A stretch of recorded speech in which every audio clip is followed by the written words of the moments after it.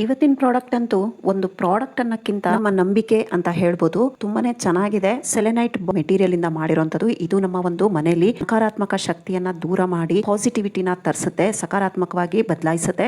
ಇದನ್ನ ನೀವು ವ್ಯಾಪಾರದ ಸ್ಥಳಗಳಲ್ಲಿ ಇಟ್ಕೊಳ್ಬಹುದು. ವ್ಯಾಪಾರ ಇಲ್ಲದೆ ಇದ್ದವರಿಗಂತೂ ಒಂದು ಒಳ್ಳೆ ವ್ಯಾಪಾರ ಕೂರುತ್ತೆ. ಓದುವಂತ ಶಕ್ತಿ ಮತ್ತೆ ಕಾನ್ಸಂಟ್ರೇಷನ್ ಲೆವೆಲ್ ಅನ್ನು ಕೂಡ ಜಾಸ್ತಿ ಮಾಡುತ್ತೆ. ನೋಡ್ತಾ ಇದ್ರಲ್ಲ ಪಾಪ ಎಷ್ಟೇ ಚೆನ್ನಾಗಿ ಅವರು ಪ್ಯಾಕಿಂಗ್ ಮಾಡಿಕೊಟ್ರು ಇದು ನನಗೆ ಕಟ್ ಆಗಿರೋದು ಬಂದಿತ್ತು. ಸೊ ಅದಕ್ಕೆ ಇದನ್ನ ನಾನು ಎಕ್ಸ್ಚೇಂಜ್ಗೆ ಹಾಕಿದ್ದೀನಿ. ಯಾಕಂದ್ರೆ ಇದು ನನಗೆ ಈ ಒಂದು ಪ್ರಾಡಕ್ಟ್ ನ ಕಳ್ಕೊಳ್ಳಿಕ್ಕೆ ಇಷ್ಟ ಇಲ್ಲ. ತುಂಬಾನೇ ಚೆನ್ನಾಗಿದೆ.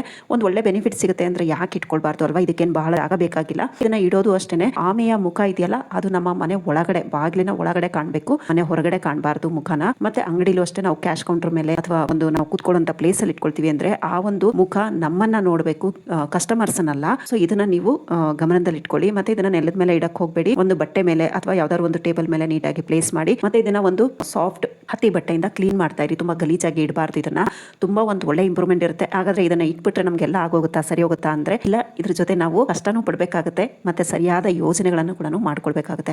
ಆಗ ನಮ್ಗೆ ಒಂದು ಪಾಸಿಟಿವಿಟಿ ಬರ್ಲಿಕ್ಕೆ ಸಾಧ್ಯ ಆಗುತ್ತೆ. ಬೌಲ್ಗೆನೆ ಆಮೆಯನ್ನ ಅಂಟಿಸಿದ್ದಾರೆ. ಇದನ್ನ ನೀವು ರಿಮೂವ್ ಮಾಡೋಕ್ಕಾಗಲ್ಲ.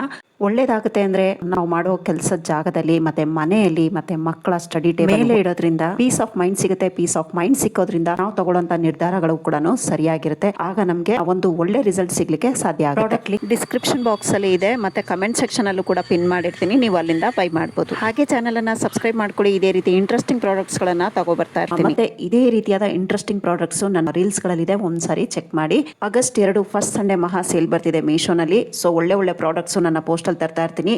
ನನ್ನ ಪೇಜ್ ನ ಫಾಲೋ ಮಾಡ್ಕೊಳ್ಳಿ. Thank you.